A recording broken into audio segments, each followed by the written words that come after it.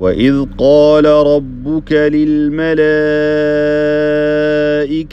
إني جاعل في الأرض خليفة قالوا أتجعل فيها من يفسد فيها ويسفك الدماء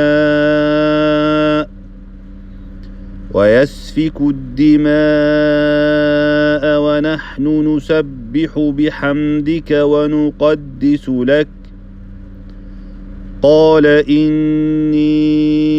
أعلم ما لا تعلمون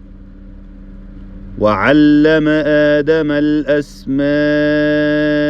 كلها ثم عرضهم على الملائكة فقال أنبئوني بأسماء هؤلاء إن كنتم صادقين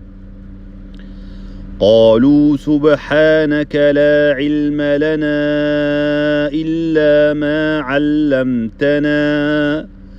إنك أنت العليم الحكيم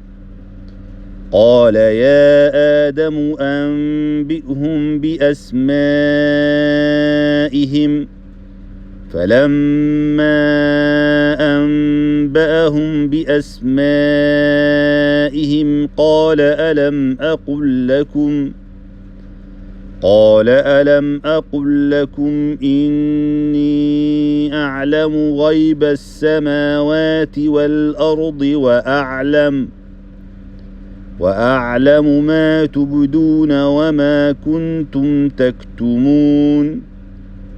وإذ قلنا للملائكة اسجدوا لآدم فسجدوا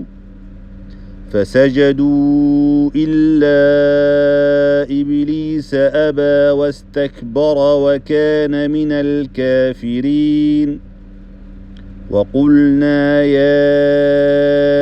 آدم اسكن أنت وزوجك الجنة وكلا منها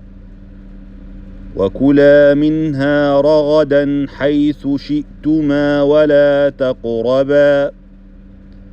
ولا تقربا هذه الشجرة فتكونا من الظالمين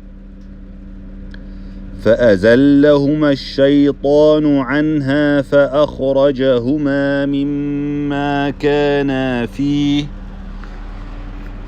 وقلنا اهبطوا بعضكم لبعض عدو ولكم في الأرض مستقر ومتاع إلى حين